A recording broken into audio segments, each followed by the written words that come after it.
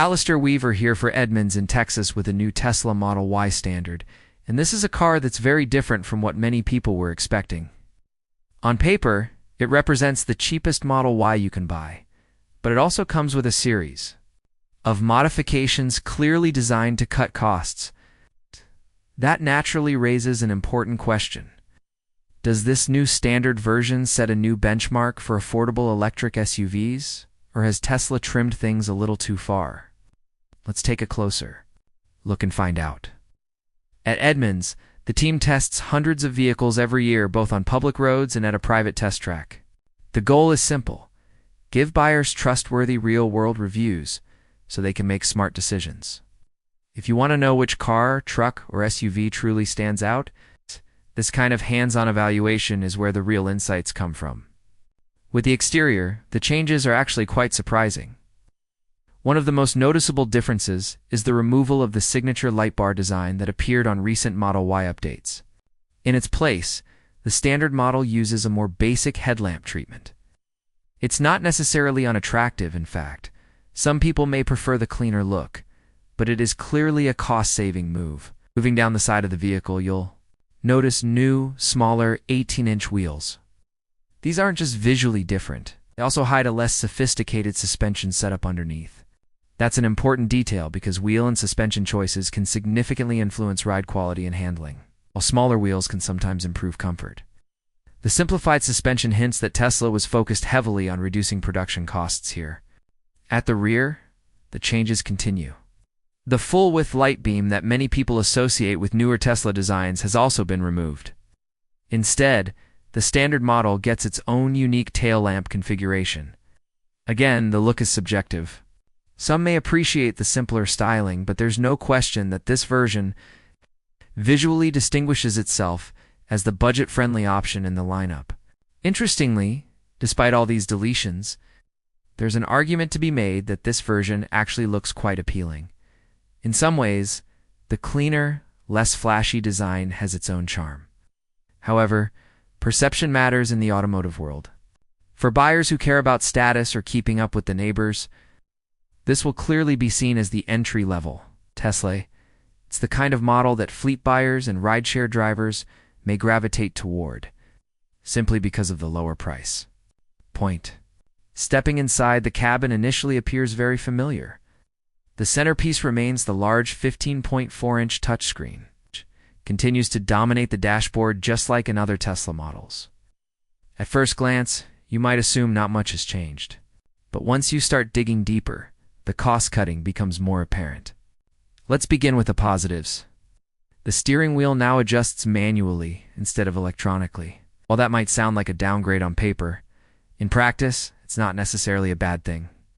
The manual adjustment still offers a good range of movement, making it easy for most drivers to find a comfortable driving position. Sometimes simpler hardware can actually be more straightforward and reliable. The seats remain a strong point. They're still very comfortable, and the fabric material used here is actually quite pleasant. Tesla has moved seat adjustments into the touchscreen rather than using physical controls, which may divide opinion. However, once you've set your preferred position, it's not something you'll need to change often. So for many drivers, it won't be a major inconvenience. One change that might actually be welcomed by some families is the removal of the rear entertainment screen.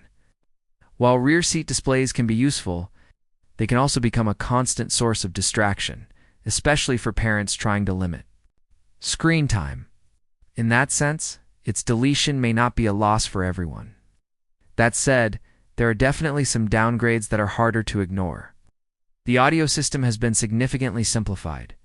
Previously, the Model Y featured a premium setup with 15 speakers and a subwoofer. In this standard version, that has been reduced to just 7 speakers. The sound quality isn't terrible, it's still perfectly usable for every day. It's driving, but it lacks the richness and punch that the previous system delivered. For music lovers, this will be noticeable. Another small but meaningful change is the removal of AM and FM radio. While many drivers now rely on streaming services, traditional radio still matters to a portion of buyers. Its absence reinforces the sense that Tesla has trimmed every non-essential feature it could. Ambient lighting has also been reduced. You can no longer get the same level of customizable color options across the dashboard. This might seem minor, but ambient lighting plays a big role in how premium a cabin feels, especially at night. Losing some of that flexibility subtly reduces the upscale atmosphere. For drivers who suffer from allergies, one deletion may be particularly disappointing. The HEPA air filtration system is gone. Tesla's HEPA filters have been a standout feature in the past, especially for people sensitive to dust or pollution. Removing it may not affect every buyer, but for those who relied on it, this is a meaningful downgrade. Perhaps the most significant interior change is the removal of the panoramic glass roof, something that has been closely associated with Tesla vehicles since the Model 3, technically. There is still glass overhead, but now it's covered by a large fabric panel underneath. Tesla says this change was made for two primary reasons, likely involving cost savings and thermal efficiency. From a practical standpoint, the fabric cover may help reduce heat entering the cabin and improve climate control efficiency. However, it undeniably changes the airy, open feel that many buyers loved about previous Teslas.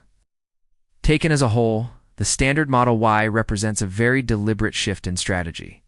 Tesla appears to be targeting a lower price point as aggressively as possible, and it has done so by carefully removing or simplifying features that, while desirable, aren't strictly necessary for basic transportation.